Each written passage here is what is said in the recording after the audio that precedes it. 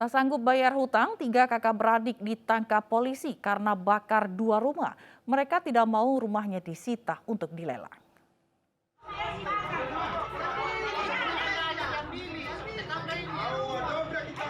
Panas, panas.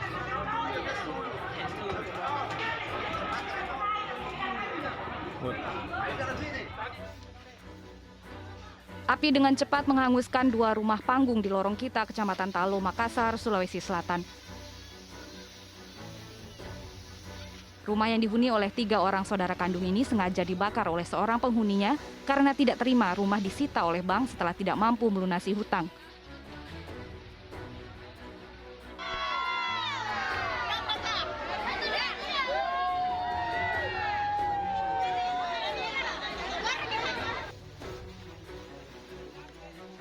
Bangunan rumah semi permanen yang terbuat dari kayu membuat api cepat merambat dan menghanguskan seluruh bangunan.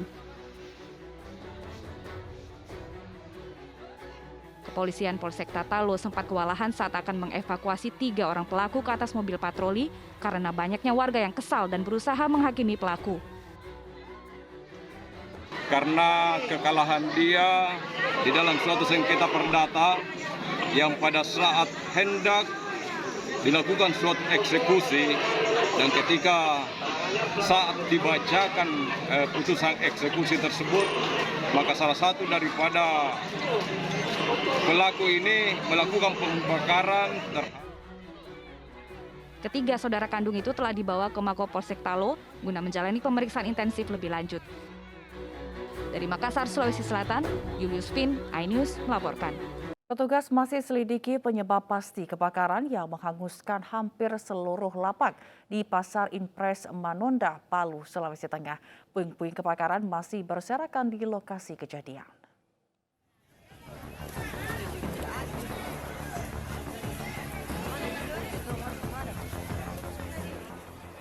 Kobaran api melalap ratusan lapak pedagang di Pasar Impres Manonda, Palu, Sulawesi Tengah Selasa malam.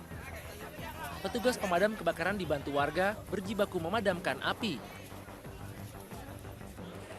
Namun adanya kerumunan warga sempat membatasi ruang gerak petugas. Para pedagang pun panik, mereka berusaha menyelamatkan barang dagangan. Menurut saksi mata, mulanya api membakar bagian tengah pasar yang merupakan lapak pedagang pakaian. Hingga kini petugas masih menyelidiki penyebab pasti kebakaran. Akibat kebakaran sampai saat ini kami belum melakukan investigasi atau mencari informasi terkait dengan asal mula api. Tapi menurut praduga, menurut dugaan sementara kami, sumber api itu akibat korslet. Tidak ada korban jiwa dalam peristiwa ini, namun kerugian ditaksir mencapai miliaran rupiah. Dari Palu, Sulawesi Tengah, Jamie Hendrik, iNews melaporkan. Sementara itu, video amatir warga merekam detik-detik angin puting beliung memporak-porandakan ratusan rumah warga di Bangka Tengah, Bangka Belitung. Kejadian serupa juga terjadi di Kepulauan Seribu, Jakarta.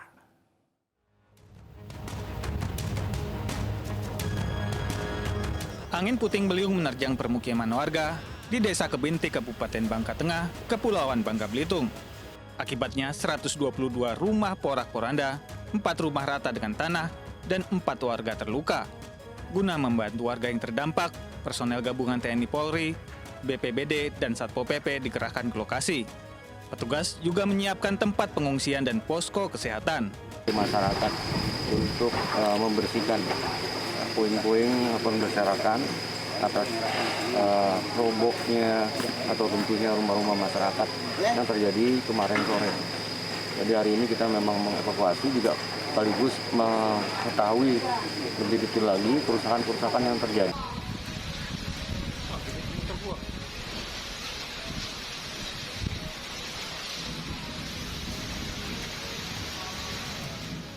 Sementara itu, angin puting beliung juga menerjang Pulau Kelapa dan Pulau Harapan di Kepulauan Seribu, Jakarta, Senin malam.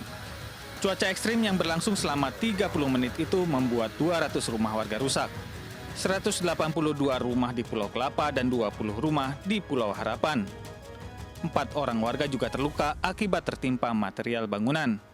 Angin puting beliung juga membuat 2 kapal nelayan yang sedang melaut tenggelam. Beruntung awak kapal bisa menyelamatkan diri ke pulau terdekat. Tim Liputan iNews melaporkan. Beralih ke informasi kecelakaan beruntun yang terjadi di jalur utama Cirengik, Kabupaten Sampang Madura, Jawa Timur. 3 minibus ringsek, sedangkan 2 bus pariwisata rusak ringan.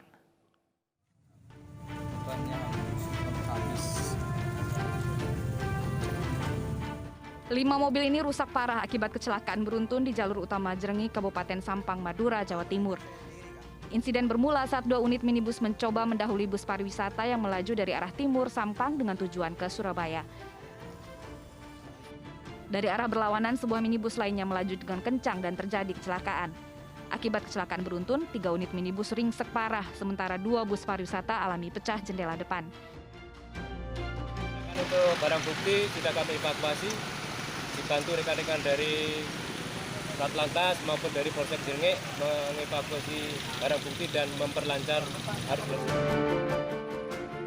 Tidak ada korban jiwa dalam peristiwa ini, namun jalur utama di 2 arah sempat mengalami kemacetan. Dari Sampang, Jawa Timur, Fatur Rahman, iNews melaporkan. 7 orang tewas dan puluhan orang luka-luka dalam kecelakaan di Bondowoso, Jawa Timur. Sopir mobil pick-up jadi tersangka.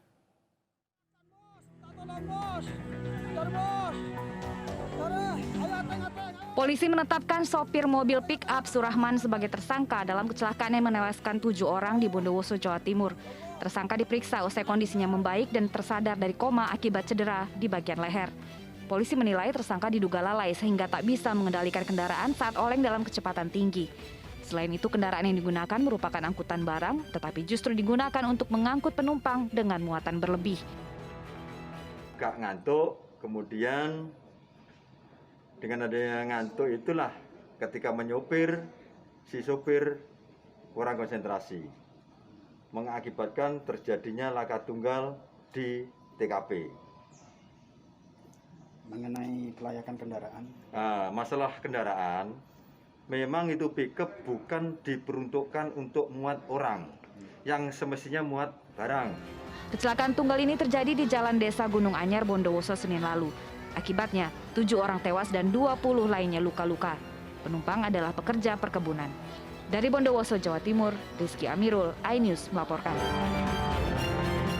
Seorang pria di Palembang, Sumatera Selatan mendadak viral karena lapor ke polisi saat tertipu membeli ganja. Pria ini mendatangi Sentral Pelayanan Kepolisian Terpadu Polrestabes Palembang.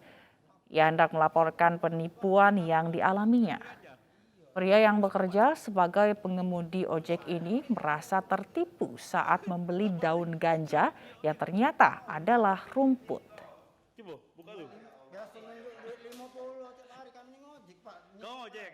Jadi biasa beli ganja di mana? Jadi gampang kok sini. Aktivitas di kampus UIN Makassar diliburkan pasca tawuran antar mahasiswa. Kegiatan perkuliahan yang sebelumnya sudah berjalan offline, namun kini kembali digelar online.